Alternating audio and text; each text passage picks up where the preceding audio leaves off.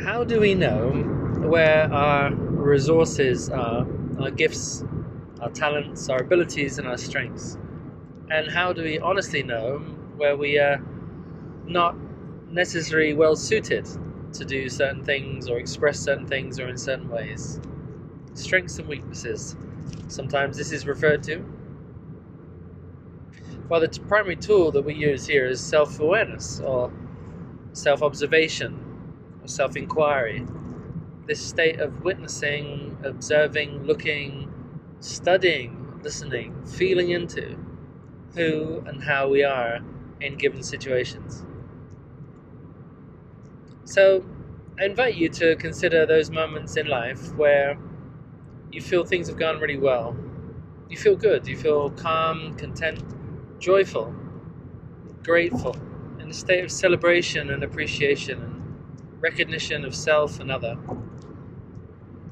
These states we can call flow states or harmonic states of being, and they represent or symptomize when we are moving, living, expressing, and being from a state of wholeness. Now, in this state of wholeness and flow, it's very likely that our gifts and talents, abilities, and resources are flourishing, are being offered, that we are utilizing them to the best of our ability. And the signaling system in our body is registering this as feelings of contentment or joy or appreciation. In contrast, when we feel guilty, shameful, out of balance, misaligned, just not feeling ourselves, not in a state of being which we are content with, when we're restless, uncomfortable, it's very likely that what's occurring in our system is a lack of flow, lack of communication, lack of connection, and somehow our abilities and resources are not being utilized in a way that can bring us from this state of wholeness to meet others in their state of wholeness.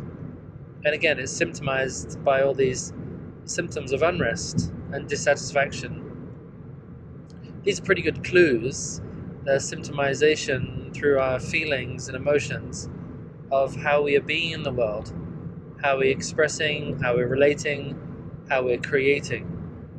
So in our self-observation inquiry, to observe those places where we are content or restless, and when we are in a state of contentment, to really look a bit deeper with a fine tuning, with a more detailed lens of perception, and see what is it we're doing in these moments which works, which enables and supports the flow, which allows us to be in deep connection and communication.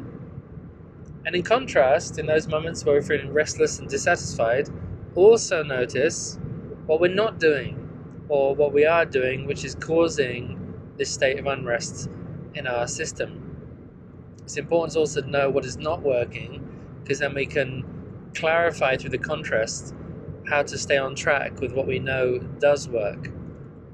So this is a very simple way to self-scan, to observe yourself in action, in life experience, and to begin to notice through the symptoms, the registering in your body of these different signals that the life gives back to us, which indicate very clearly what we are utilizing and how we are existing. And this will highlight where your strengths, potential, gifts, talents, resources, and abilities are.